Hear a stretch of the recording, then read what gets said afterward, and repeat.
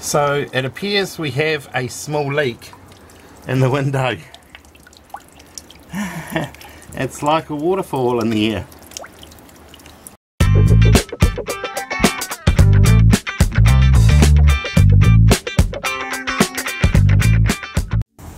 So Cindy is starting to attack the outside of the bus and get it ready for painting.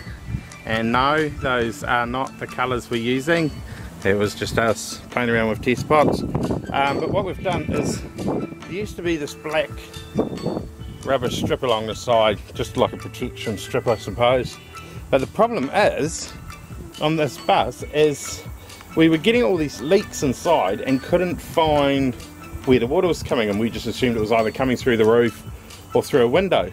But what I found out one day when it was raining is that there were some dodgy screws or something along here, and the water was running down behind, so running down behind this in a few places and leaking into the bus. So we've pulled it right off, and yeah, she's we were humming and hawing about what to do because it's quite rough under there.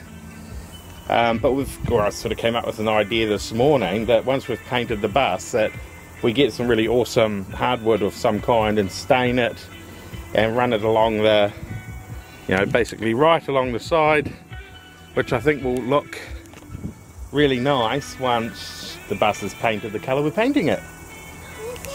Oh, thank you very much. I'll leave Cindy to carry on with the outside of the bus and I'll carry on with the plumbing. Yay. Well, one thing for sure is that the bathroom has been the most involved, or is being the most involved part of this build.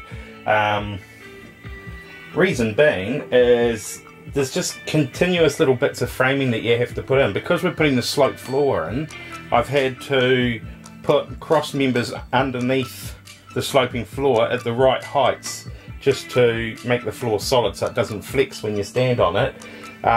Also, you know, with the framing, we've had to add bits over in the end here for the walls. We've got our floor going in on a slope now, and now I'm building the framework. It's going to be a raised sort of floor where the toilet's going. I haven't finished here yet. I've got to do the framework for here. We're putting the hand basin and cupboard in here. Because of the kind of door we're going to have, I'm going to have to build separate framing for up here and separate framing for this side. Then we've got our round roof to deal with, and there's just lots of little fiddly bits that I've been having to do. So it just feels like it's lots of building, but you kind of don't really see a lot of progress in a hurry. But I guess that's all part of it. So I'll be super glad when the bathroom's done. So I've got another wall frame up, which was a bit of a mission because all the wood's not super straight. So we're trying to screw it and force it to be straight, which seems to be working. But then we realised Judah needs to get up into his bed, and so Cindy came up with an idea. So I was going to put a little step over this side, but that's where Ziva, she needs the room to get in and out. And so what we've done is we've reinforced this part, and we're going to put a little step on here, and of course up the back this is all going to be lined, and then we'll line it on the outside up to here, and then from there carry on. So it'll just be like a bit of a recess in the wall, and then we'll put some kind of cool step on there for him to stand on and hoist up onto his bed. And we have a shower rose and taps installed. So that's progress, happy with that. So as you can see, we've used the same style of tap that we used in the kitchen, and it's the same as what we're going to use on our hand basin as well. So we've put the lining on the inside of the bathroom. We were actually going to put aluminium sheet around here, but we kind of like the wood, and we figure we've got marine polyurethane, so we're going to use about 50 coats of that instead of putting the aluminium on, just because we like the wood.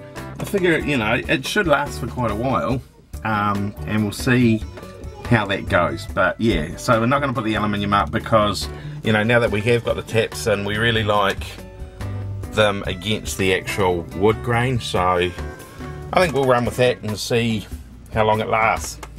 The kids have moved into their bunks, as you can see.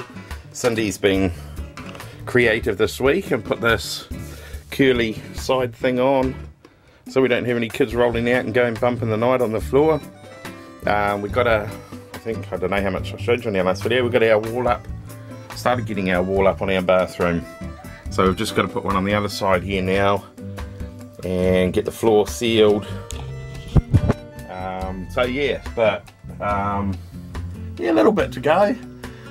We can sleep in here now, which is really cool. I don't know if it's a good idea or a bad idea, but we just, like I said, we just needed a few days out to just sort of chill and get your head sorted, because you get to this point where you just kind of feel like you hit the wall a bit and it's like, oh, I'm so overbuilding, you know, because when we look back at the start and getting this bus and stripping it right back to the floor and the walls, I know it's only a 7-metre bus, but my goodness, it is still quite a lot of work. So I think we were all going a bit stir crazy from the build this week.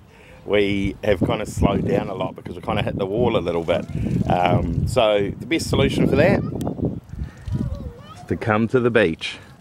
So we've just taken a few days out from building, and we might still, we brought our tools just in case, but I think we're just going to have our feet up for a day or two and just chill and breathe in some fresh sea air and then get back into it.